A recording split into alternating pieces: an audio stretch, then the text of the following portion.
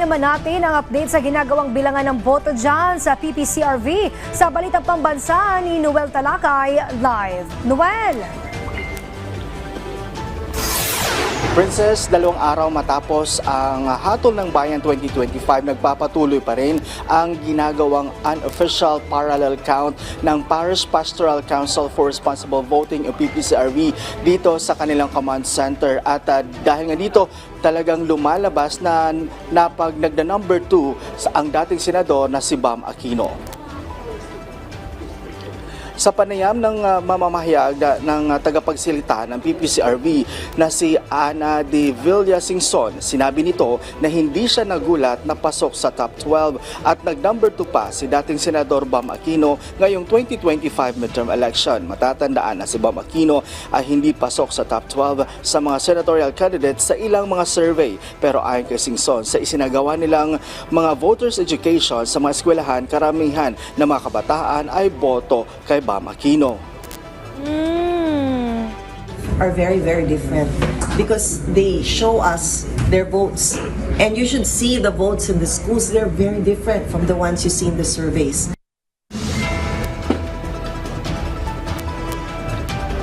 Batay sa datos ng COMELEC, nasa 70 million ang kabuang bilang ng mga botante sa bansa ngayong 2025 midterm elections. 21.87 million dito ay mga Generation Z, ang mga botanteng ipinanganak mula 1997 hanggang 2007 na may edad 18 years old hanggang 30 years old. Nasa 29% ang voting age population nito, kaya malaki anya ang impact ng mga kabataang botante ngayong eleksyon. I guess we can drill down into those numbers, or it would be very interesting to drill down to the numbers. If there is, they are very potent force and a major force to look out for. Princess, ang mga nabibilang ngayong mga boto dito, lumalabas ang top 5 ngayon dito. Ang nag-number 1 si Bongo na may 26.4 million votes, Bam Aquino 20.4 million votes, Bato de la Rosa 20.2 million votes, Erwin Tulfo 16.8 million votes, Kiko Pangilinan 15.8 million votes. At sa party list doon, Princess, ang nangunguna ay ang Kabataan party list na mayroong 2.7 million votes. As of May 13 pa yan, Princess, noong 3 p.m.